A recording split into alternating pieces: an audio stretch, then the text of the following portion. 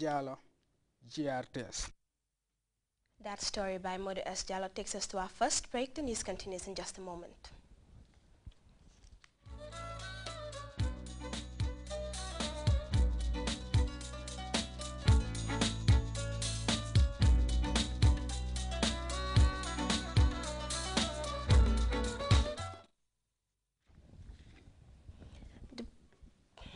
The protests in Israel are getting bigger and spreading from the major cities, like last weekend's demonstrations in the Tel Aviv to smaller towns throughout the country.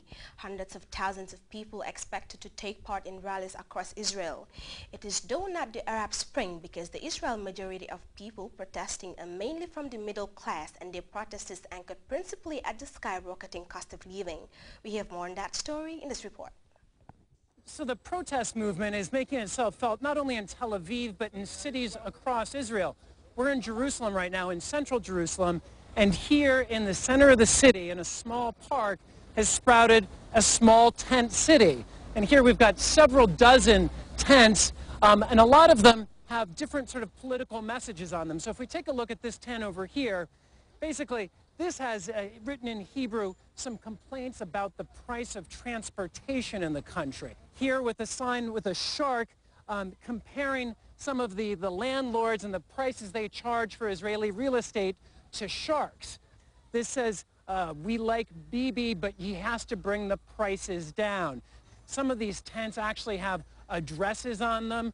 We have services like libraries. This is a small little lending library, if you will, where people can check out books to read as they while away the hours in their tents. There is also on the other side here a kitchen, and we've seen families here, small children. This is truly a protest movement that cuts across all sections of Israeli society. Is this a revolution? What is this? What would you describe it as? It's something happy that happened in Israel after a long, long time. People doesn't want to be, robbed by the government all the time. So the tents you see behind me, they are all located on Rothschild Boulevard here in Tel Aviv. Now, Rothschild Boulevard is one of the most exclusive streets, one of the most exclusive addresses in all of the city. And you'll see here that it's actually been renamed by the protesters. Here's a sign. It says, it is, if I were Rothschild Street. Now, that's a sort of a well-known expression here, sort of saying, if I were a millionaire, I could do X, Y, and Z. And so it's a sort of a play on words on that. And behind me, you'll see it's a very informal atmosphere here. You've got couches and rugs set up as far as you can see. People are just sort of hanging out, talking amongst each other.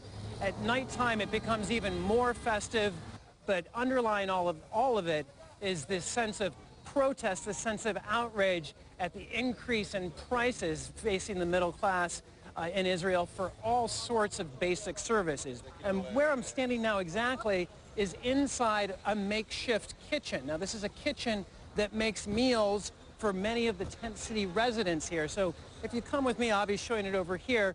We've got preparations for meals going on here. You can see the vegetables are being cut.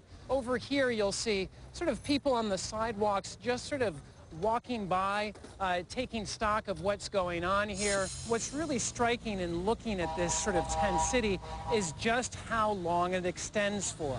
It's tent after tent after tent. And one of the things that we're hearing a lot from some of the protesters involved here, Israel has lost its way, that in the beginning years of the state, there was concern about the social welfare of the whole. Was less about the individual and about the well-being of the community. Now, some people here believe that a lot of that has been lost with various free market reforms that have taken place here in Israel over the past decades. It could be the price of education being too high. It could be sky-high rents. It could be politicians who aren't listening to the demands of people. There are various interest groups in these tents with various issues. And one of the problems facing this movement, however, is how to take this list of myriad demands and to make it into a meaningful political platform. And so one of the criticisms from some members of the government and the right-leaning coalition of Benjamin Netanyahu is that this is nothing more than politics, a bunch of liberals complaining about the economy here when in fact things in Israel are not that bad, unemployment's not that bad, and GDP growth has been fairly healthy. But if you talk to people here, there is definitely a growing sense of frustration about the direction Israel is headed in. We're very serious with what we're doing. We now go by our second break. Sport follows.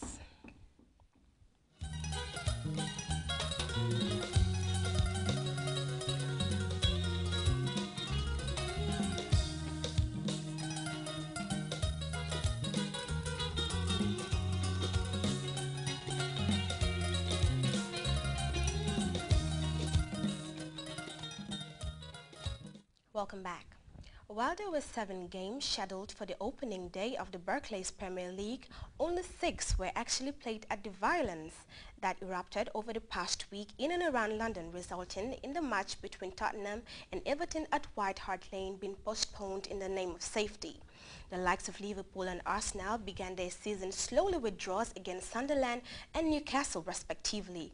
Holders Manchester United begin the defense of their crown with a visit to West Bromwich Albion. We have details of the United's title plans in this report.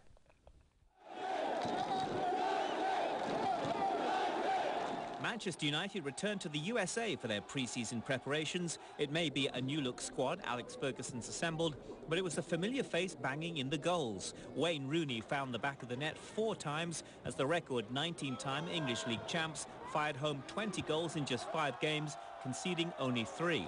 By far the most impressive victory was the 2-1 success against European champions Barcelona, the team that actually beat United last May in the European Champions League final at Wembley. A clear sign Ferguson believes his men are ready for the new campaign. For me, that I'm sure that we are fit. I'm sure we've got a good squad. I've got some good young players coming through. So these are all pluses in terms of having the squad able to deal with the demands of the English game and European, of course. So in that respect, that we take that. We take that into the season, that the team's in good form, we have a good squad, and hopefully we do what we expect to do. With established stars like Paul Scholes and Gary Neville now retired, United have splashed the cash to reinforce their squad. Flying winger Ashley Young has arrived from Aston Villa for a fee in the region of $26 million, while the Old Trafford big spenders lavished a similar amount on Blackburn's teenage defender Phil Jones.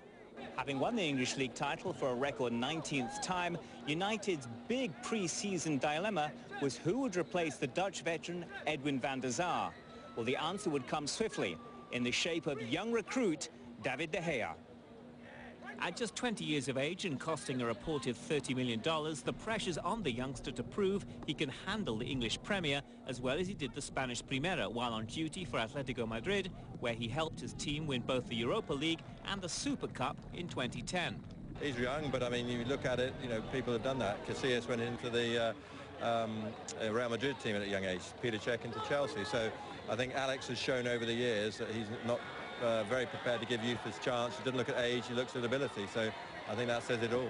We build up a new team now with some fresh young player, and they give a big boost for us. We just try to help them, to try to give them, they can give the 100% they can. And yeah, now it's a new page, new history, but Manchester have to keep winning. I look at United at the present moment in time with the signings they've made this season. I think they're going to be stronger next year. I mean, I've looked over the last few years and thought whoever finishes above Chelsea will win the league. This year, I think somebody's got to finish above United. United go into the new season brimming with confidence, having won all 7 of their pre-season games, including last weekend's thrilling come-from-behind Community Shield victory against local rivals Manchester City, a team Ferguson believes will be strong contenders for the title. The EPL champs begin their quest for a 20th title away to West Brom Sunday before hosting Tottenham 8 days later. Patrick Snell, CNN, Washington, D.C. Patrick. Before we end the news, a recap of the top stories. The second leg of the President Jammeh-sponsored Quranic memorization competition have ended at the Supreme Islamic Council headquarters. The European Union non-state actors strengthening program in the Gambia has rehabilitated major water